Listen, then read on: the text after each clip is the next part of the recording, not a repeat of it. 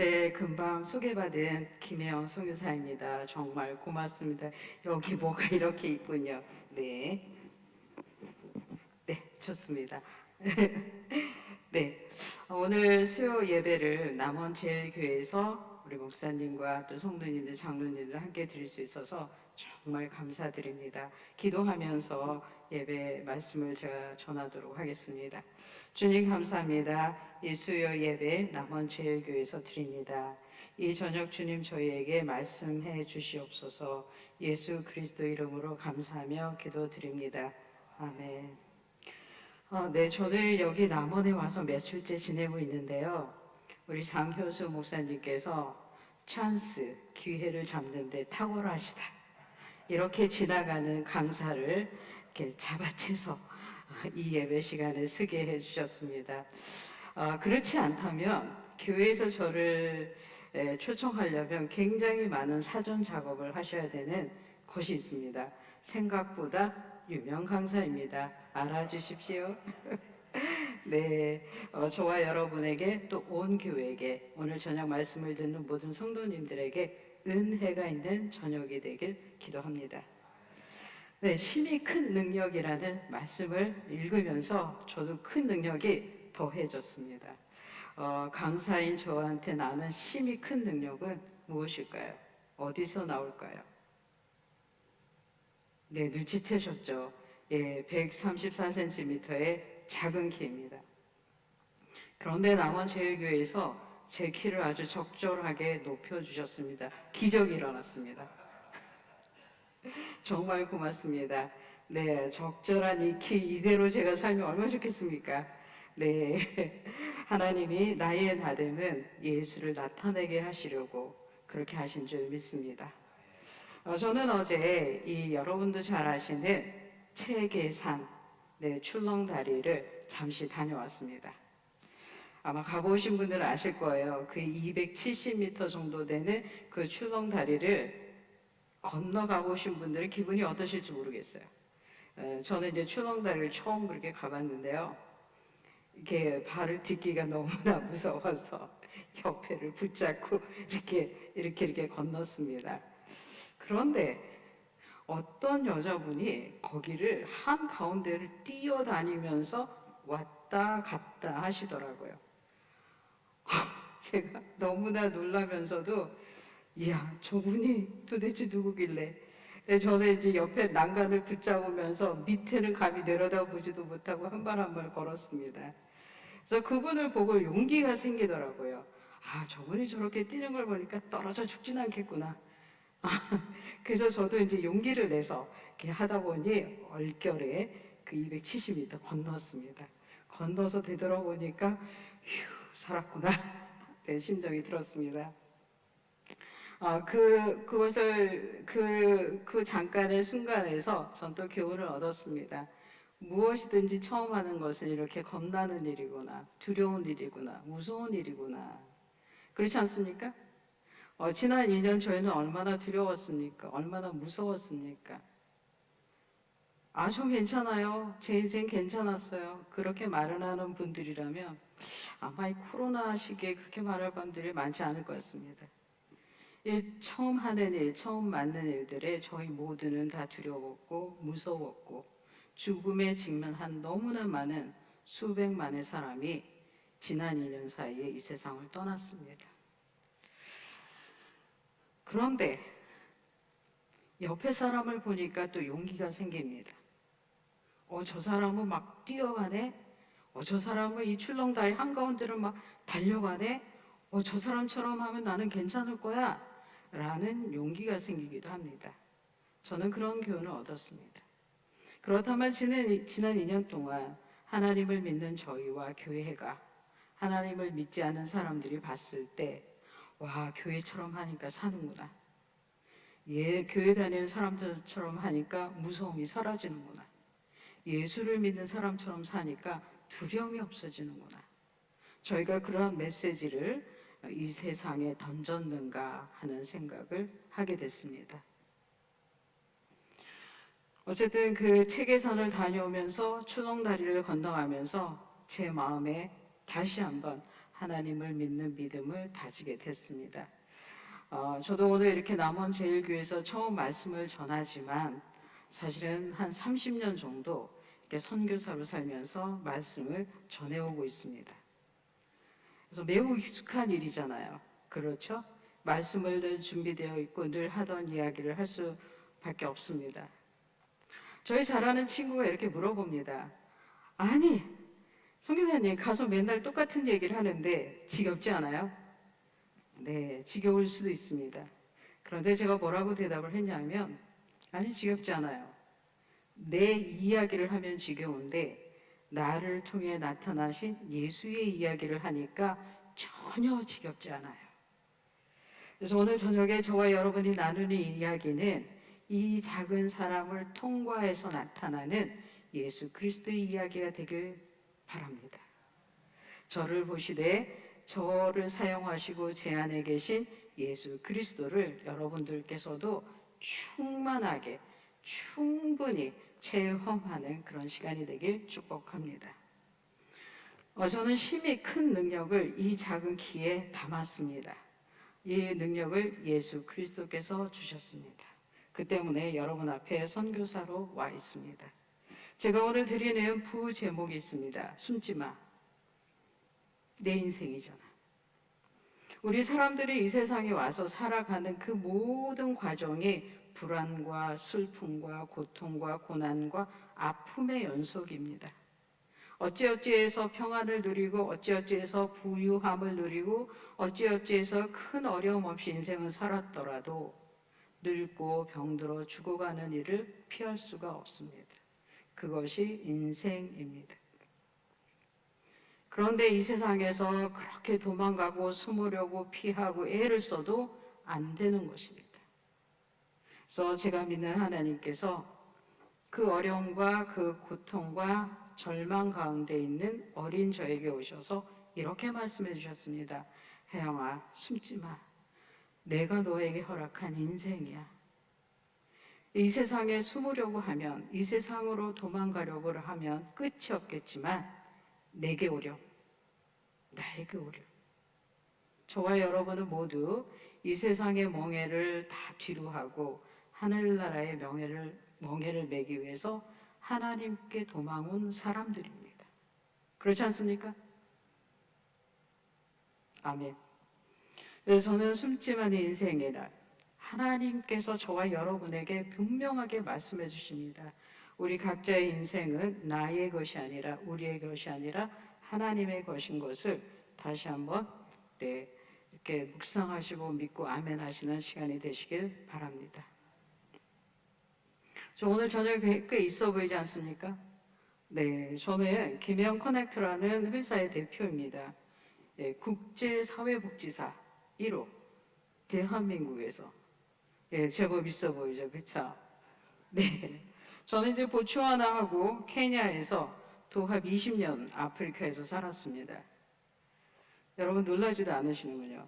네, 특히 초기의 14년은 사막이 있는 칼라하리 사막이 있는 그 한 자리 오지에서 살다가 왔습니다. 어떤 사람이 사막 가서 14년을 살았다. 그럼 바로 알아들으셔야 합니다, 여러분. 아, 저 사람 돈 닦고 왔구나.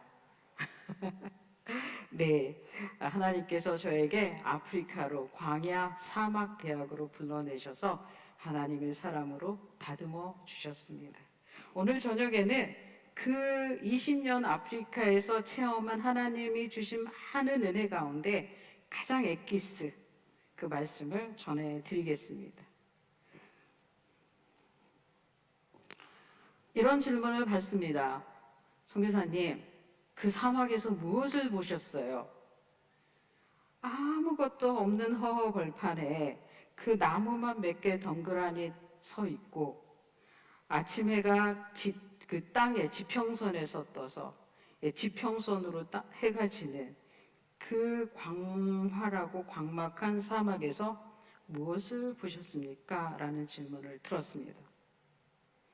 여러분들이 이제 사막, 특히 아프리카나 사막을 가보신 경험이 있으신 분들은 좀 이해할 수 있습니다. 그 막막함, 그 광활함, 거기에 나 혼자 딱 서 있을 때 오는 엄청난 고독감과 외로움이 있습니다. 제가 무엇을 보았을까요? 저는 첫째, 보츠와나 그 아프리카로 가기 전까지의 저의 인생을 볼 수 있었습니다. 아프리카로 갈 때가 제가 20대 중반이었습니다. 그리고 그 아프리카로 가기 전까지 저의 인생을 쭉 몇 단어로 요약하면 여자아이. 예, 대한민국의 김씨 집안의 첫째 딸 여자아이로 태어났습니다. 그리고 3일 만에 술에 취한 저희 아버지가 집어 던지는 바람에 척추가 잘못 자리 잡게 돼서 장애인이 됐습니다. 집안에 불행한 일들이 연속으로 찾아왔고 가난은 이어졌고 초등학교 1학년 때쯤 저희 어머니가 사고를 당하고 머리 부상을 입게 되고 정신 우울증이 오게 됐습니다. 제 밑으로 동생이 4명이 더 태어나서 5남매가 됐지만 집안의 불행과 가난은 이어졌습니다.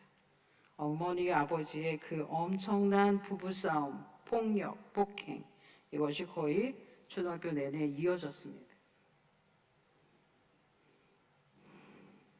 네, 제가 초등학교를 졸업하고 바로 그 해에 저희 아버지께서도 이거 이 세상 못 살겠다. 저 극도의 불안과 고통과 가난과 이런 것들이 저희 아버지를 집어삼켰습니다. 교회를 다니지 않았던 저희 아버지가 할 수 있는 결정은 이 세상을 스스로 결정해서 떠나는 일이었습니다. 아버지께서 돌아가시고 나서 저희 어머니가 저한테 죄목을 이렇게 말했습니다. 14살 초등학교를 마친 저한테는 이런 죄가 있었습니다. 첫째, 여자 아이로 태어난 죄. 네, 납득이 되시나요? 납득이 되세요? 네. 장애인이 된 죄. 네, 엄마를 아프시게 한 죄. 아버지를 돌아가시게 한 죄.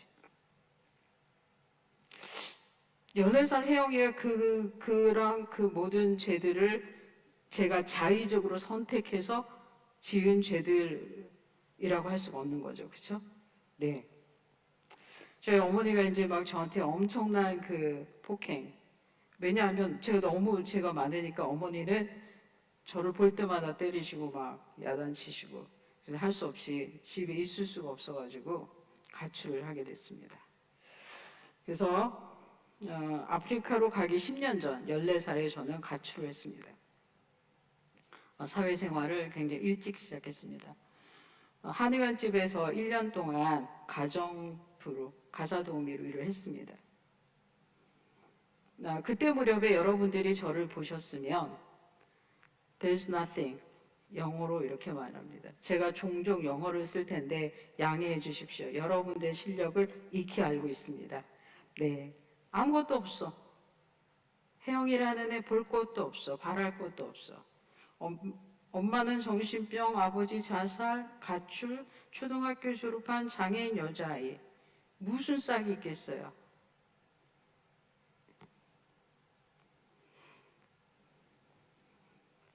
저희 어머니가 제가 초등학교 내내 자라는 동안에 이 세 마디를 많이 하셨습니다. 이놈의 기집애. 저는 이제 저쪽 경북 쪽에서 출생했어요. 저희 어머니가 그 센 경상도 오경으로 욕을 하시는데 태어나지 말았어요. 초등학교 내내 들었습니다. 도대체 이게 무슨 말인가? 내가 나고 싶어서 태어났나? 어린 저의 질문입니다. 잘못 태어났어. 내가 나오고 싶어서 이 세상에 나왔단 말인가? 저는 그런 의문을 갖게 됐습니다. 저희 어머니가 이렇게 말했습니다. 나가서 죽어버려. 정신이 온전하지 않았던 저희 어머니는 집안의 불행, 당신 인생에 일어난 모든 불행을 누군가에게 책임을 묻고 싶어 했습니다. 그리고 우리 집안에서 가장 약했던 저에게 책임을 물었습니다. 마치 저만 없어지면 어머니 인생의 불행이 다 끝나는 것처럼, 혹은 제가 어머니 인생의 우리 집안의 모든 불행을 가지고 온 것처럼 믿으셨습니다. 저는 어른이 돼서 알았습니다. 저희 집안에만 이런 일이 일어나는 게 아니라는 걸 알았습니다. 인생으로 난 모든 인간은 이러한 죄의 굴레에서 책임감의 소지에서 벗어나지 못하고 있다는 것을 알고 있습니다.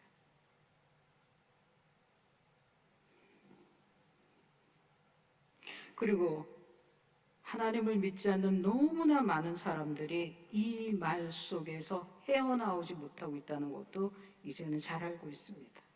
저만 들은 말인 줄 알았더니 아니었습니다. 너무나도 행복하고 다 가진 것 같은 사람도 이 말을 듣고 사는 걸 알았습니다.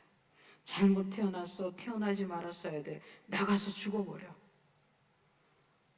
놀랍지 않습니까? 지금은 전염병 기간 전체를 통틀어서 누가 이 말을 하고 있습니까? 누가 이 메시지를 우리에게 던지고 있습니까? 하나님을 믿지 않는 이 세상이, 악한 세력이 우리 사람들에게 이 메시지를 던지고 있습니다. 너 태어나지 말았어요. 잘못 태어나서 나가서 죽어버려.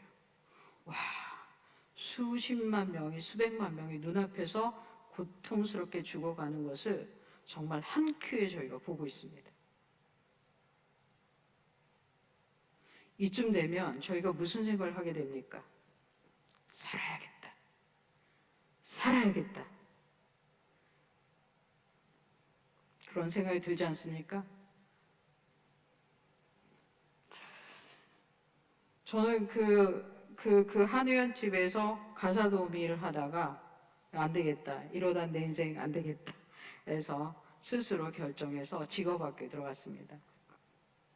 천만다행으로 그 직업학교가 미션 스쿨이었습니다. 그 선생님들이 어떻게 하든지 그 청소년들에게 기독교를 믿도록, 예수를 만나도록 전도를 했습니다. 저도 그 중에 하나였고, 마침내 굉장히 신실하신 선생님의 전도로 제가 예수 그리스도를 믿기로 결정하게 됩니다. 사실은 저는 그 직업학교에 들어갈 때 종교란에다가 이렇게 썼습니다. 나는 뭘 믿고 살지? 알았어. 나밖에 믿을 게 없어. 그래서 제가 뭐라고 썼냐면 자신교라고 썼었습니다. 네, 어린 한 소녀가 나밖에 믿을 게 없어서 자신교에 교주로 살 뻔하다가 천만다행으로 예수님으로부터 구원을 얻었습니다. 저한테 예수님을 전해준 그 선생님, 그때 당시는 사감 선생님이셨는데요. 나중에 목사님하고 결혼하시고 지금은 장로님으로 계세요. 예, 아프리카까지 또 모셨습니다. 그 인연이 지금까지 잘 이어지고 있습니다. 그 선생님이 저한테 해준 말은 이거였습니다. 잊을 수 없는, 평생에 잊을 수 없는 고마운 말입니다. 제가 교회 안 간다고 자꾸 뻗대고 있으니까, 청개구리처럼 그러고 있으니까 선생님이 전해준 말입니다.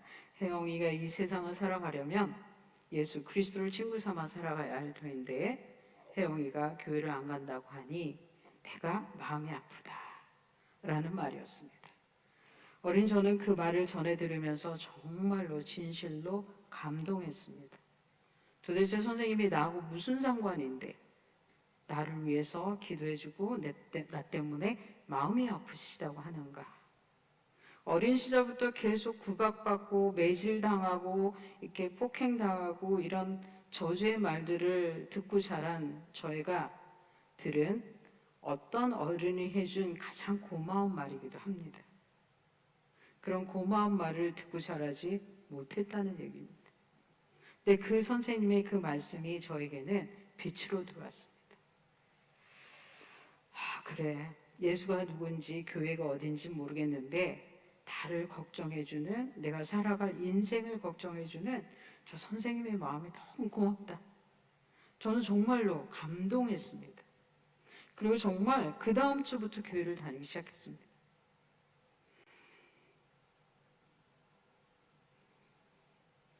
예수님을 만나기 전과 만나기 후, 이게 이제 before, after 이렇게 탁 나눠지지 않습니까? 네, 저는 분명하게 나눠졌습니다. 예수님을 교회를 다니기 시작하던 10대 중반, 교회를 다니기 전에 저는 죄송합니다. 어떤 마음이었냐면, 네, 조정했습니다. 빨리 죽고 싶다. 척추 장애가 있는 저는 누워 있지 않는 한 계속 허리 통증이 있었습니다. 앉고 서고 걸으면 통증이 시작돼가지고 빨리 죽고 싶다. 그런데 예수님을 믿은 후 교회를 다니면서 이 마음이 바뀌었습니다. 빨리 죽어도 좋다. 내가 죽은 후에 천국이 있고 하나님이 예수님이 나를 기다리신다고 하지 않는가. 그런 마음이 들게 됐습니다. 그리고 저는 제가 직접 개입해서 하지 않았던 일들에 대해서 용서하기로 마음을 먹었습니다. 여자아이로 태어난 것, 제가 개입해서 한 일이 아닙니다. 그쵸? 네. 사람으로 태어난 것, 장애인이 된 것, 불행한 가정 환경을 갖게 된 것. 그렇죠. 교회를 다니면 창세기부터 이렇게 말씀 보기 시작하는데 하나님이 저를 만들어 보내셨다는 말씀이 너무 감사했습니다. 여기구나, 이분이었구나. 도대체 엄마도 친엄마도 나를 잘못 낳았다 그러고 잘못 태어났다 그러는데 누가 나를 사람으로 만들어서 이 고생을 시키나. 네, 정말 궁금했는데 창세기에 그 주인공이 친히 말씀하셨습니다. 하나님께서 사람인 나를 만들어서 이 세상에 보냈다. 저는 거기서 구원을 받습니다. 내 인생은 하나님이 책임지셔야 되는 거구나. 그분이 나를 맡아주셔야 되는구나. 저는 어린 시절 그걸 알 수 있었습니다. 또 하나는 저를 사랑하는 일이었습니다. 사실 어린 시절부터 계속 구박받고 자랐기 때문에 자존감이 거의 마련되지 않았습니다.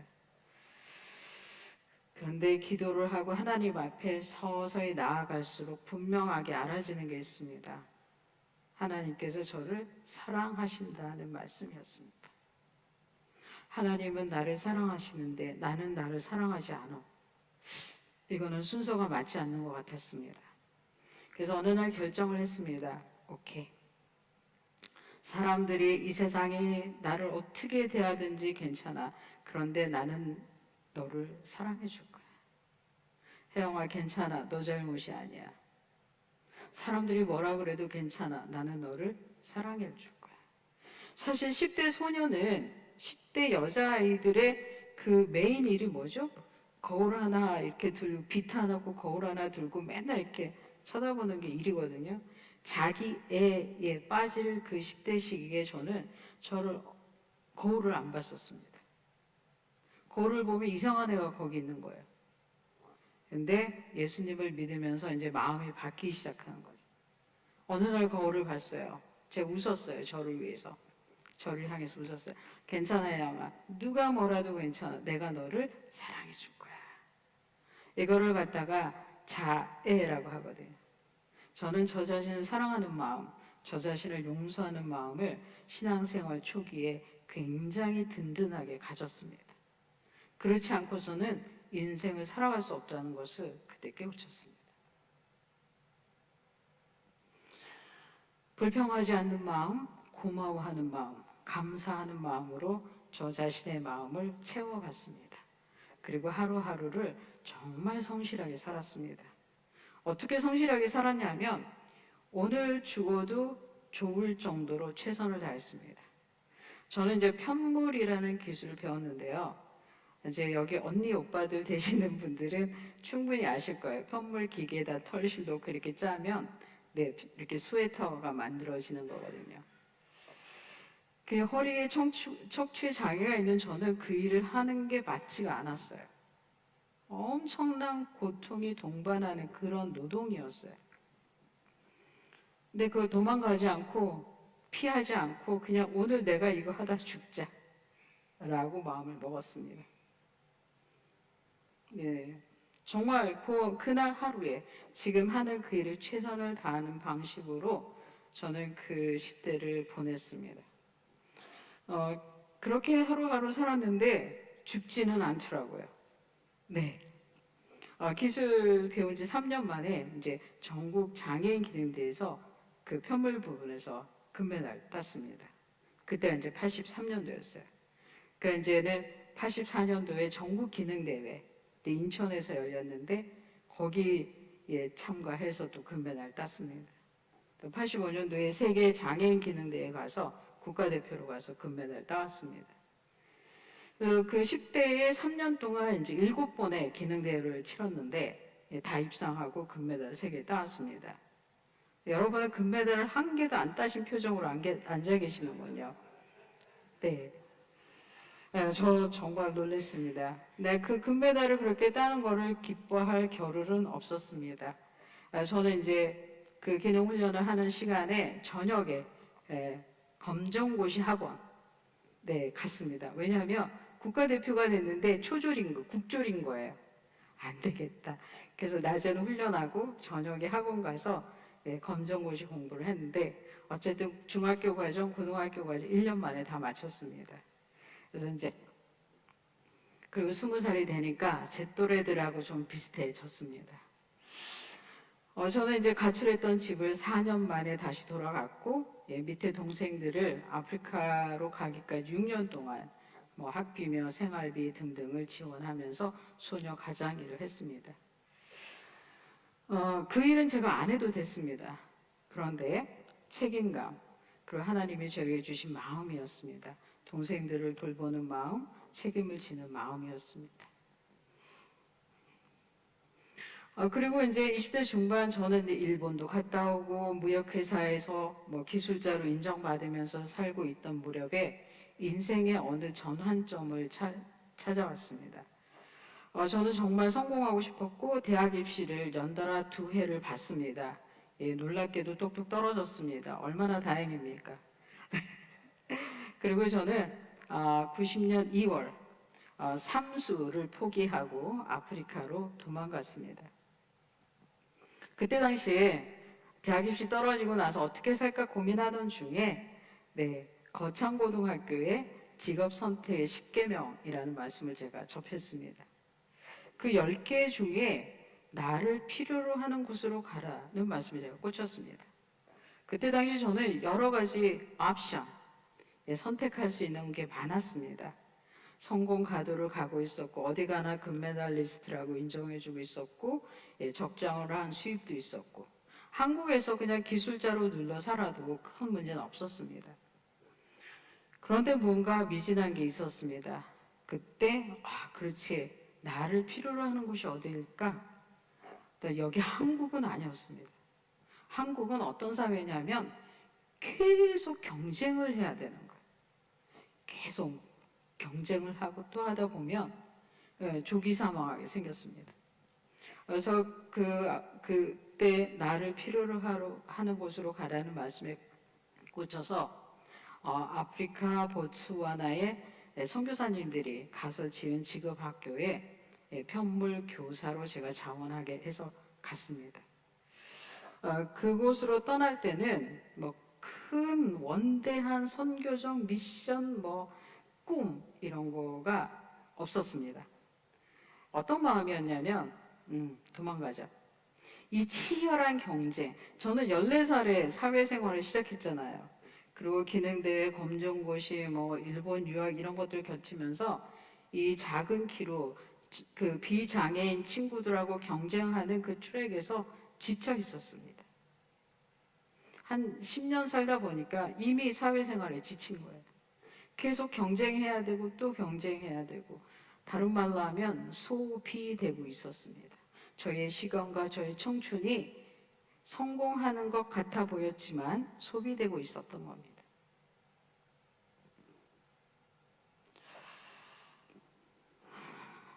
도망가자. 이 트랙에서 빠져나가자. 그런 심정이었습니다.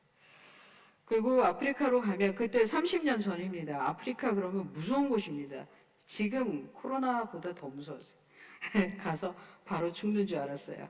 그래서 그때 당시 아프리카로 떠나면서 제가 뭐라 그랬냐면 가서 먹을 게 없어서 3일 만에 벌레 물려서 일주일 만에 죽어도 할 수 없죠. 일단 하나님한테 내가 죽으면 하나님한테 가는데 하나님한테 주님 저 순종했어요. 그 말을 할 수 있을 것 같았어요. 그래서 도망가는 심정으로 아프리카로 떠났는데 그것이 저를 살려주었습니다. 고난과 위기, 내가 예측할 수 없는 어떤 상황에 있을 때 가장 안전한 피난처는 하나님 그분이신 것을, 그분이 보내는, 그분이 가라고 하는 그곳인 줄을 믿으시기 바랍니다. 목사님하고 식사를 했는데 목사님의 간증 곳곳에 저와 유사한 단어를 계속 쓰셔서 깜짝 놀랐습니다. 네, 1년만 있다가 1년 자원봉사하고 다시 한국으로 와야겠다라고 했는데 제 생각대로 안 됐습니다. 이제 이렇게 보니까 인생은 내 마음대로 되지 않더라는 거는 아시는 연세가 되신 것 같습니다. 그렇죠? 네, 1년이 3년, 5년, 7년, 10년, 14년이 꼬박 걸렸습니다. 처음 간 그곳에서 14년을 보내게 됐습니다. 선생님이 어떻게 이렇게 거기서 14년이나 살았어요? 헐, 저도 놀랬어요. 예, 그럴 때 우리는 씁니다. 헐. 예, 저도 그렇게 오래 그곳에 살게 될 줄은 몰랐습니다. 그래서 그 살고 있는 동안에는 왜 그렇게 살아야 되는지 몰랐는데 지나고 나서 이렇게 돌아보니까 그것 때문에 내가 그렇게 살 수 있었구나. 그것 때문이었구나라는 게 나왔습니다. 세 마디였습니다. 저희 어머니가 저한테 했던 그 극악한 말들을 보츠와나 그 아프리카에서는 전혀 다른 말로 저에게 돌아왔습니다. 이 세상을 살려고 할 때는 그 험악한 말들이었는데 하늘나라의 일을 하려고 하니까 정말 다른 말들이 저에게 되돌려져 왔습니다. 그 말들이 저를 살려냈습니다. 저를 선교사 만들어 주었습니다. 이 아프리카 사람들은 대부분 다 피부가 까마시죠, 그렇죠? 네. 제가 그 보츠와나 남아공화국 위에 있는 그 조그만 나라의 청소년들 만났는데 이 청소년들은 저희처럼 하얀 피부를 가진 사람들을 처음 보잖아요, 그렇죠? 와가지고 이제 자꾸 만져봅니다. 신기해서 저희도 신기한데. 그리고 와서 막 만져보고. 그러면서 하는 말이 Catherine, you're so beautiful. 너 너무 멋져, 너무 이뻐, 너 너무 귀여워. 난리가 아닌 거예요. 여러분 믿어주세요. 30년 전이에요. 어떻게 저런 말을, 네. 그런 표정으로 듣지 마세요. 30년 전. 그래? 처음에는 못 알아들었어요. 네, 이 아이들이 왜나 오몬테 또따. 네, 너 너무 이뻐, 너무 귀여워. 이런 말을 왜 해주지? 나를 놀리나? 생각해 보세요. 그 아이들의 눈은 제가 키가 작고 등이 굽었고 걸을 때마다 절룩이는 게 왜 안 보였겠어요? 다 보여요. 근데 와서 이쁘다고 귀엽다고 그러는 거예요. 나중에 알았어요. 뭐죠? 무장해제였어요. 제 자개가 작은 키가 백인들을 어려워하는 우리 학생들한테 저한테는 이렇게 마음을 열게 하는 키가 됐어요. 다른 선생님들한테는 무서워서 못 가는 거예요. 어려워서 못 가는데 저한테는 내려다보고 있는 저한테는 와서 만져보고 쓰다듬어보고 하는 거예요. 뭐죠? 동병상련의 마음이 있었어요. 그리고 사람의 마음은 약한 대로 흘러가잖아요. 그 청소년들의 마음이 다른 건강한 선생님들에 비해서 약한 저에게 흘러왔어요. 유독 사랑을 많이 받았어요. 놀라웠어요.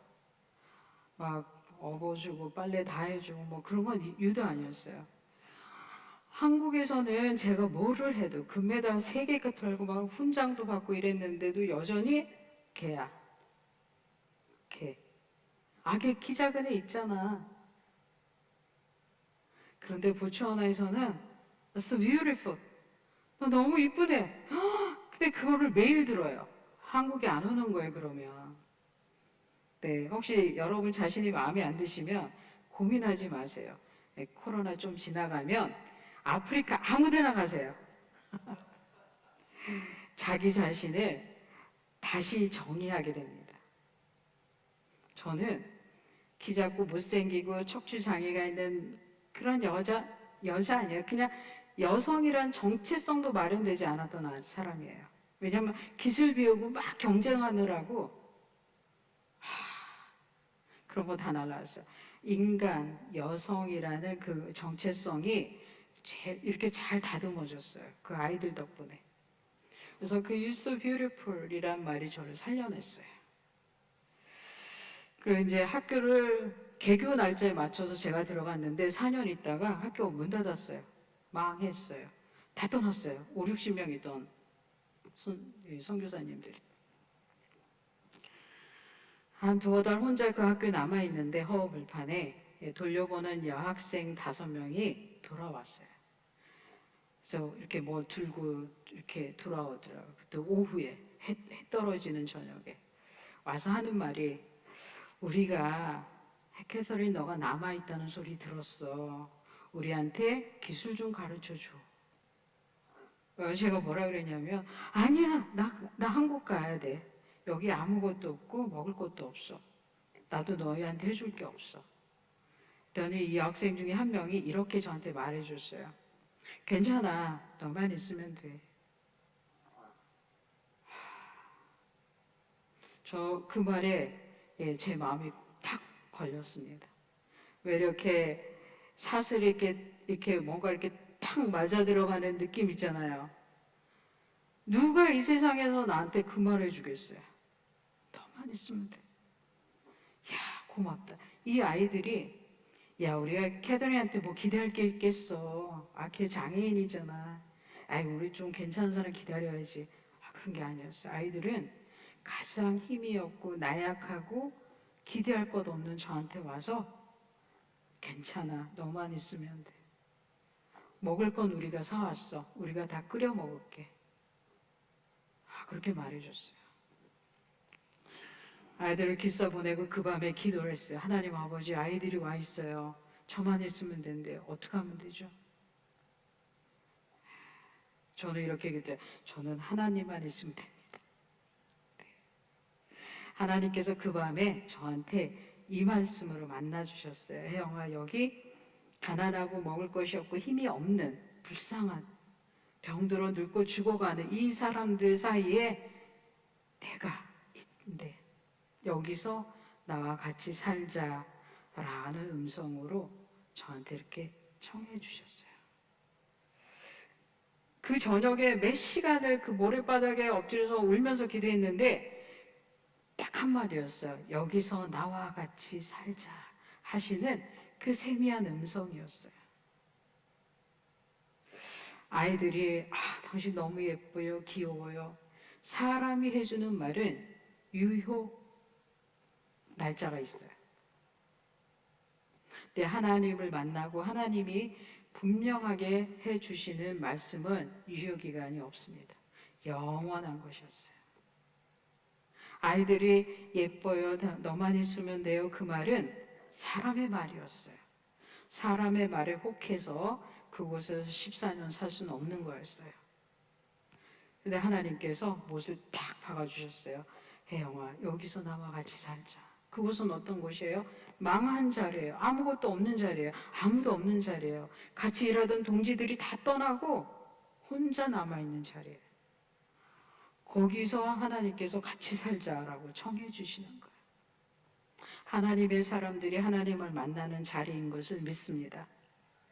하나님은 하나님의 사람을 만나실 때 번화한 자리, 훌륭한 자리, 멋진 자리, 막 이렇게 박수받고 빛나는 자리에 있는 사람을 불러내시지 않는다는 겁니다.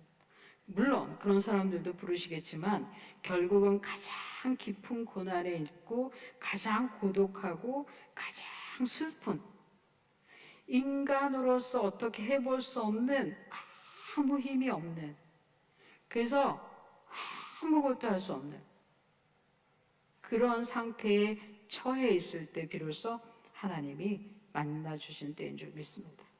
저는 아프리카로 갈 때는 기술 하나를 하나님께 드렸지만 가서 아프리카 가서 4년 만에 진실로 제가 하나님을 만나게 됐습니다. 14살부터 교회를 다녔지만 종교인이었습니다. 교회 다니는 아이였습니다. 근데 비로소 그리스도인이 되기 시작했습니다. 빌립보서 2장 5절 말씀 이렇게 되어 있습니다. 너희 안에 이 마음을 품으라 곧 그리스도 예수의 마음이니.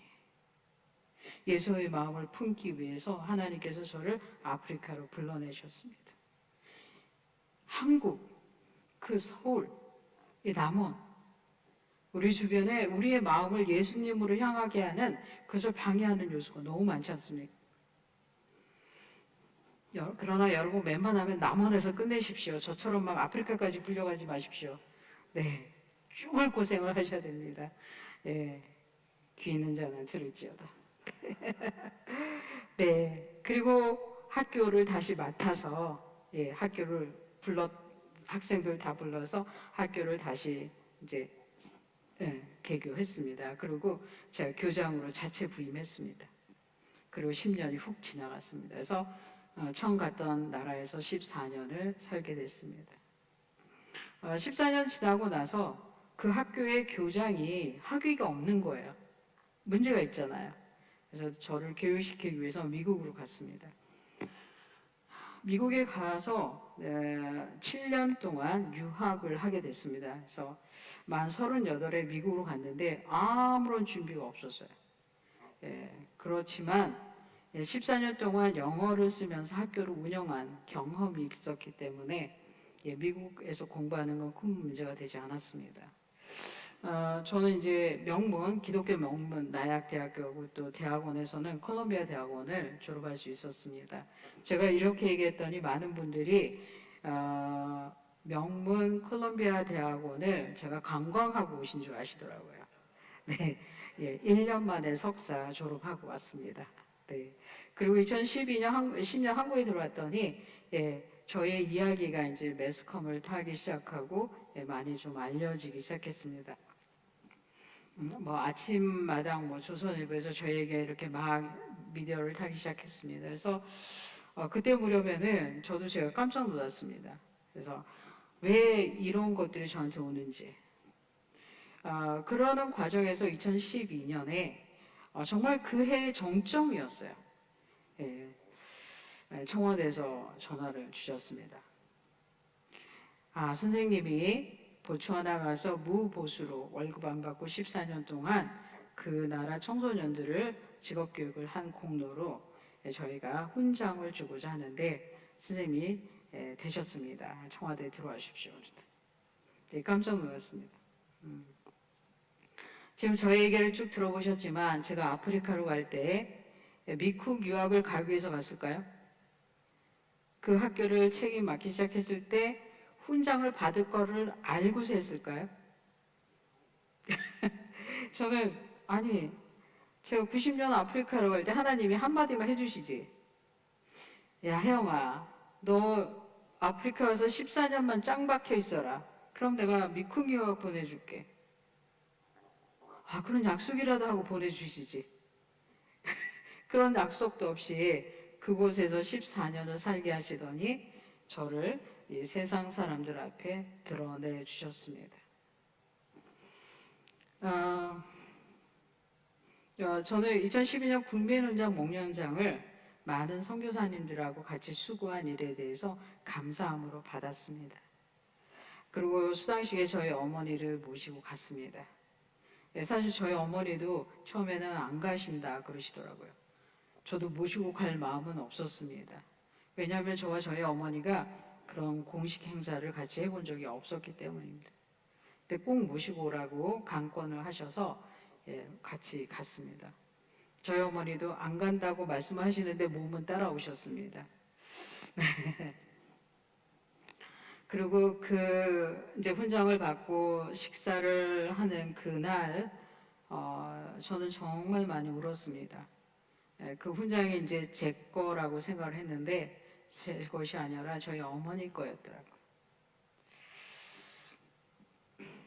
잊을 수 없는 일이 그날 일어났는데, 훈장 받고 사진 찍고 이제 그날 식사를 하게 되는데, 중식 코스였습니다.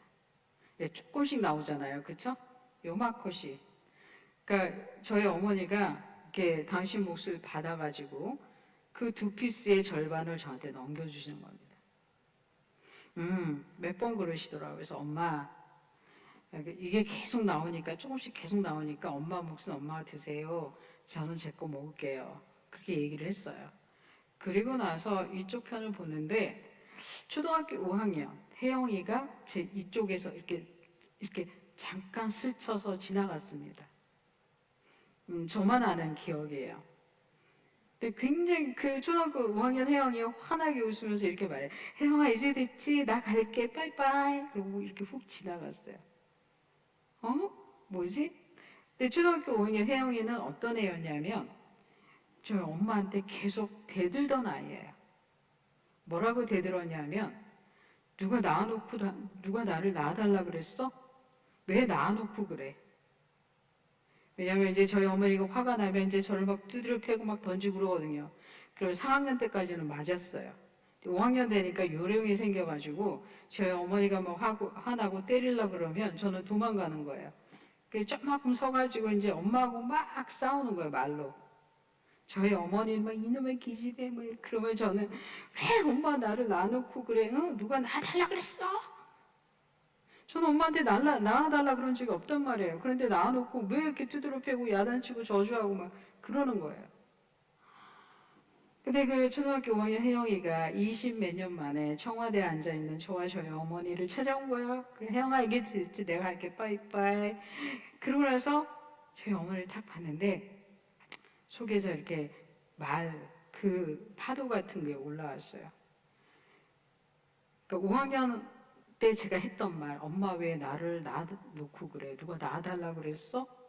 라는 그 말이 바뀌었어요. 속에서 올라오는 말이 엄마 나를 낳아줘서 고마워. 엄마는 나를 이 세상에 사람으로 오게 한 것만으로도 그 역할을 다 하신 거야. 그 험악한 인생 포기하지 않고 살아주셔서 너무 고마워. 이 좋은 날 오늘 같이 와주셔서 고마워. 존경하고 사랑합니다라는 게 막 올라오는데 말을 못했어요. 왜냐하면 그런 말을 입 밖으로 내본 적이 제가 없는 거예요. 그래서 속으로 정말 많이 울었어요, 그날. 이게 화산 터지듯이 감정이 터진 거죠.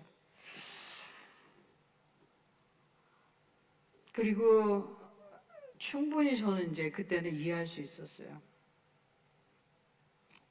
하나님께서 우리 사람을 이 세상에 사람으로 만들어 보내놓으시고 하나님이 얼마나 노심초사하고 감찰하고 내려다보고 안타까이 여기시는지 그렇게 이렇게 쭉 연결이 되더라고요. 제가 엄마한테 대들었던 마음, 우리가 하나님께 대드는 마음이었지 않았을까. 네, 그때쯤에 저는 이제 이렇게 고백합니다. 하나님 고맙습니다. 저를 사람으로 보내주셔서 장애도 갖게 하고 여러 가지 고생도 하고 아프리카에 가서 한 20년쯤 죽을 고생도 했지만 하나님 인생으로 와서 사람으로 와서 하나님 정말 고맙습니다. 그런 기도를 하고 있습니다.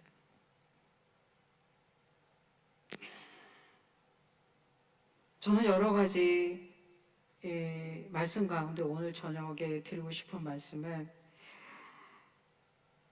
두렵고 불안하고 도망가고 싶고 힘들고 낙심하고 그 어떤 지경도 우리 사람은 피해갈 수가 없는데 그 피함을 하나님께로 돌렸을 때는 그분께서 그 생명을 보호하시고 그분께서 그 생명을 생명싸게 담아서 지켜주신다는 말씀입니다.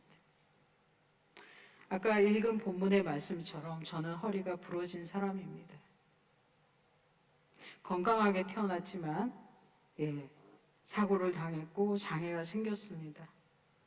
아마 제가 예수님을 만나지 않았더라면 믿지 않았더라면 그 거꾸로 뜨림을 당한 이 몸으로 이 세상하고 계속 힘겹게 어머니를 저주하면서 아버지를 원망하면서 이 세상 사람들하고 어떻게든지 원수 삼아서 살아갔을 것입니다. 네, 저와 여러분 인생에 천만 다양한 일이 생긴 겁니다.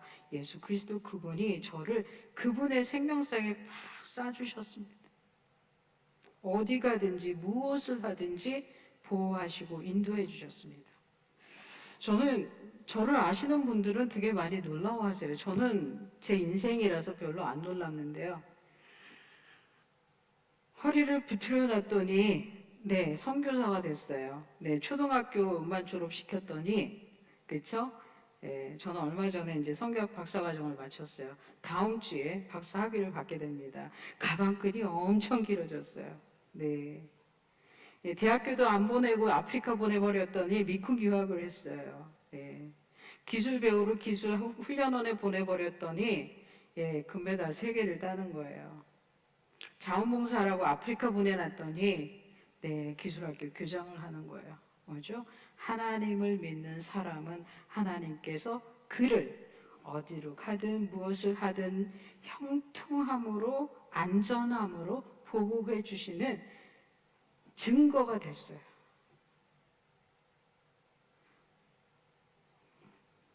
저의 인생 가운데서 하나님이 저를 얼마나 소중하게 다뤄주셨는지 전 잘 알고 있어요. 저는 어디 가든지 사실은 지금은 제 경력을 아시는 분들은 저를 함부로 대하지 못하세요. 그러나 여전히 제가 누군지 모르는 사람들은 저를 함부로 대해요. 그냥 키 작은 장애인 여자예요. 아무것도 하찮은 거야, 정말. 제가 요새 많이 쓰는 말이 인생 그거 되게 하찮은 거야 라는 말이거든요. 정말 저는 하찮은 사람이에요.